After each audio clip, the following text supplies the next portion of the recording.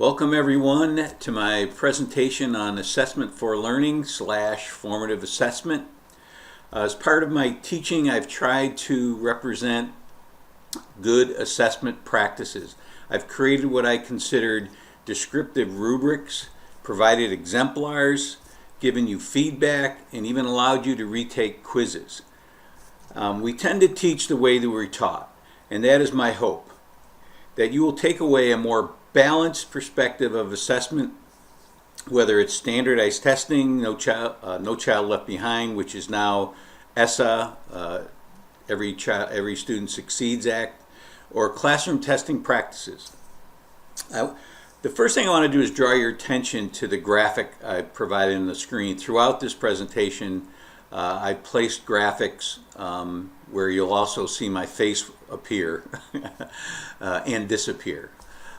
So this graphic shows you pretty much what I'm going to talk about during this presentation, is that this assessment for learning process has everyone asking and answering these three questions. Where am I going? Where am I now? How do I close the gap? And that's what it's all about. It's not about our learning targets are secret, and my students won't know about them until they get their test, and even then they might not be able to figure them out. I hope you enjoyed this presentation, and to me it's one of the most important topics in this whole course, and you'll see why in a minute. This is a definition of assessment for learning, and it's just one of many. There's one in Popham, there's one in the Chappuis et al. Textbook, which you don't have this chapter, but this is where I've taken this. Actually, this is my definition. And it's all the things I've mentioned. It's a process. Assessment for learning is a process. So make sure you put that in your vocabulary in your own words. Just like formative assessment, it's not just giving a test and then using it for whatever. Formative assessment is part of the assessment for learning process. So it's providing clear targets, using exemplars, giving feedback, self-assessment, and teaching focused revision and self-reflection in order to answer those three questions. So that's where I'm starting. Popham talks about how powerful formative assessment is, and he talks about a study by Black and Willem, and based on, I think it's 1998 or 1996, that they published their study about the power to increase achievement of formative assessment. And this is a graphic, and it's from John Hattie, his book Visible Learning, if you want to read a good text on the whole teaching process based on research. John Hattie's the go-to guy. And you can see right at the top that providing formative assessment has a 0.9 effect size, and that means it's almost a whole grade level increasing achievement by using formative assessment. So what I'm going to do here is talk about the 7 strategies of assessment for learning, and this is from Chappuis et al. 2012, and what I'm going to do is just go through it and talk about what Chappuis, Stiggins, Chappuis, and Arter consider the 7 strategies of assessment for learning. The first one is provide a clear and understandable vision of the learning target. I cannot talk about this enough. I know in my methods classes, I've shared this link here of a teacher going over her learning targets with a student before she begins. And that is so powerful. that your students all along the way, where they need to know where they're going and are they in relation to that learning target. The hardest thing for my students to do, and if you have found out by now, is to create learning targets that are specific and measurable, ones that you can align your assessments with. So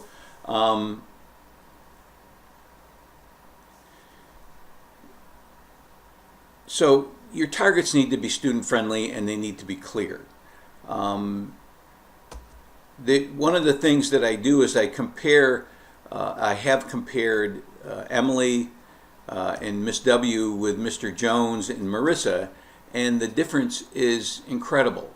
And the results are incredible, and you can understand why.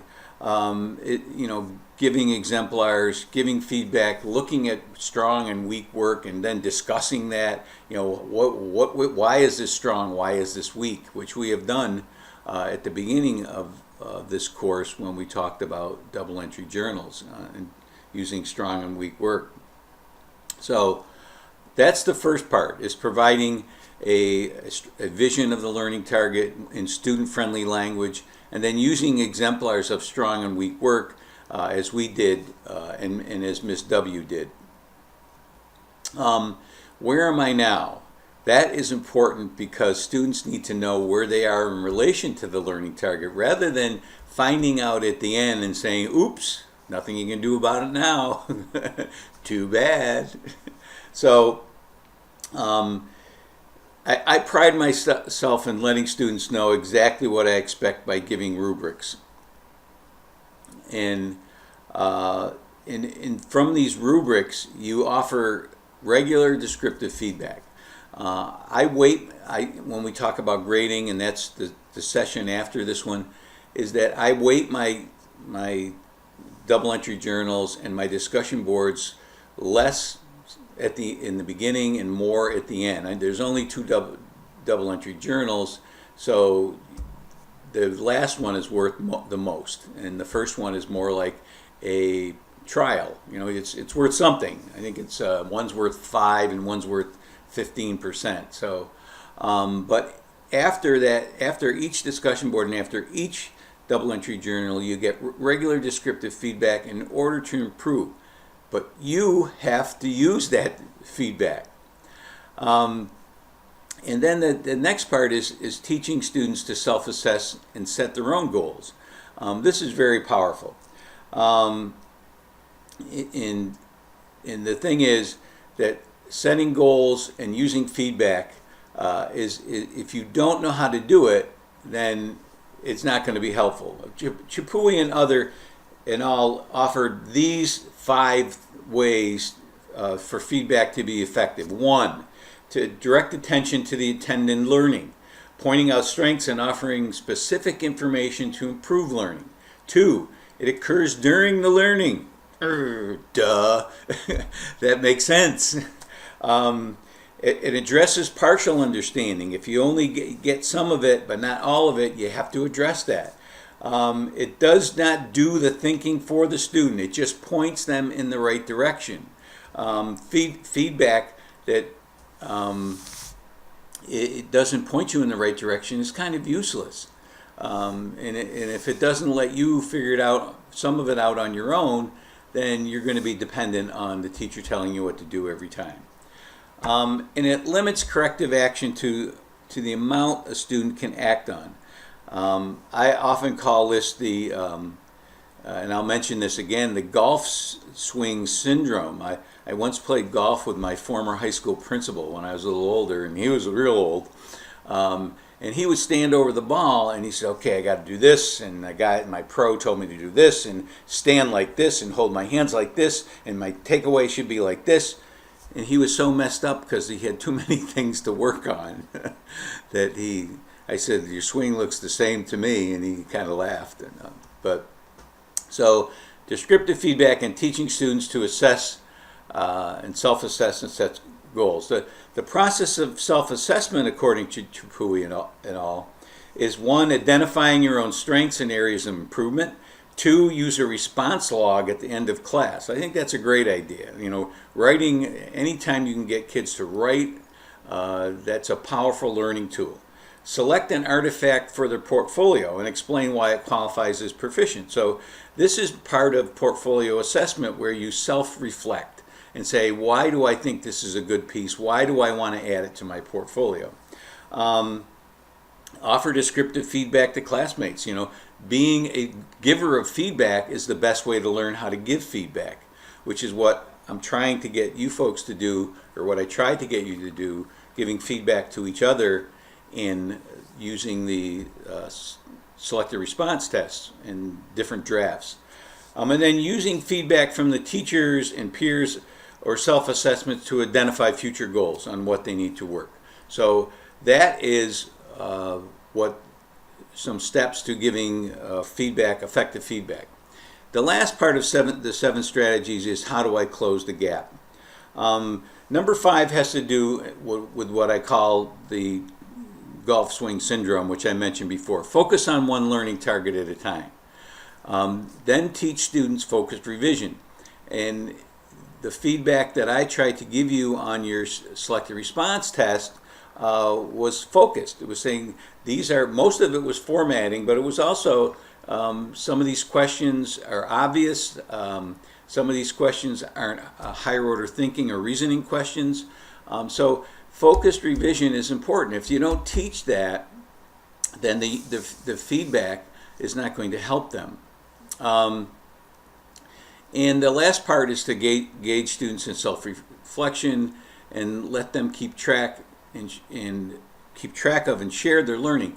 So this is the part where I like to have, kids, students with the learning targets in some kind of notebook or journal, and having them, almost like filling out a bar graph as they approach mastery.